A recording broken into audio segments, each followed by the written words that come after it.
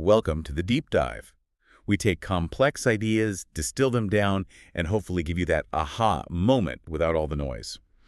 Today, we're diving into holistic wellness, and we're drawing a lot from the really insightful work of Dr. Nader Attalla. Exactly. We're exploring how our physical side, our psychological, social, even spiritual dimensions, they aren't separate boxes. Dr. Attalla calls it an interconnected web of wellness.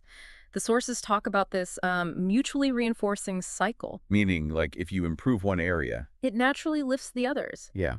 It's actually described as a kind of shortcut to authentic well-being. Okay, interesting. So what does this actually mean for you listening? We're going to unpack some specific practices, things you can actually do to strengthen these roots. And maybe surprisingly, we start with the physical. Yeah, let's unpack that. Dr. Attalla's work really highlights physical activity as, well, he calls it a superpower. Mm-hmm. And it's not just, wishful thinking. Movement literally unlocks this natural pharmacy in your body. Right. Things like endorphins, even natural cannabinoid-like compounds. That runner's high feeling. Exactly. And what's fascinating is how it acts almost like a master key. It seems to help with nearly every kind of mental health challenge, depression, anxiety, even addiction recovery. Wow, a master key. Yeah. And the really good news, you don't need to become like an ultra marathon runner, even just 10, maybe 15 minutes consistently. That can create measurable, positive changes. So it's finding the right activity for you. Precisely. The one that kind of calls you back because it makes you feel, well, more alive. Okay, but how do you find that motivation? When the couch feels like it has its own gravity field. It's about reframing, maybe. Thinking of it less like a chore, more like a gift you give yourself. A gift. I like that. Find something that sparks joy, maybe grab a friend, and set what the source calls success guaranteed goals. Meaning? Just gentle invitations. Move a little today, build that momentum, step by tiny step. Okay, that makes sense. And that brings us to another really critical piece, sleep. Have you ever noticed how just one night of bad sleep completely changes your mindset? Definitely. Everything feels harder. Right. Dr. Attalla calls sleep a sacred restoration ritual. Your body does amazing repair work while you sleep, all guided by your circadian rhythm. That internal clock. And when that rhythm gets thrown off, the risk for mental health issues, particularly depression, it really goes up. Your brain's emotional control center basically needs that consistent sleep to function properly. Absolutely. So how do you build this personal sleep sanctuary? It starts with embracing your rhythm, aiming for that 7-8 hours, trying for a consistent bedtime. And the bedroom environment. Make it cool, dark, quiet.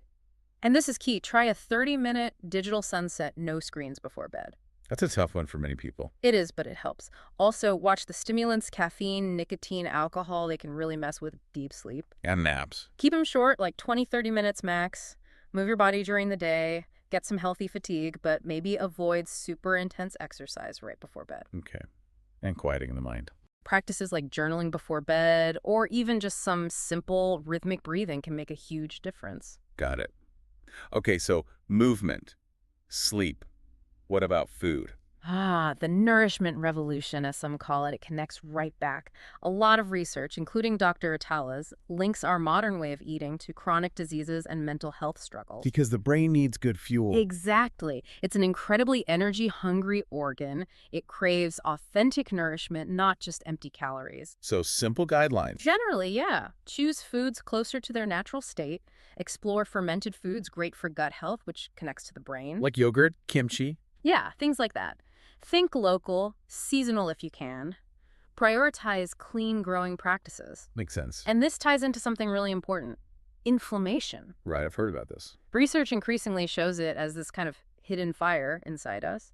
It impacts physical health, sure, but also mental well-being. It's a contributor to depression and anxiety. So what fans the flames, so to speak? Yeah. Often it's things like refined carbs, lots of processed sugars, damaged fats, ultra-processed foods. Alcohol can be a factor too. Then what helps cool things down? Think omega-3s from fish, whole grains, nuts and seeds, lots of colorful veggies, antioxidant-rich fruits. Healthy fats too, like avocados. Absolutely. Avocados, pure dark chocolate in moderation, quality oils like olive oil, spices like turmeric, green tea.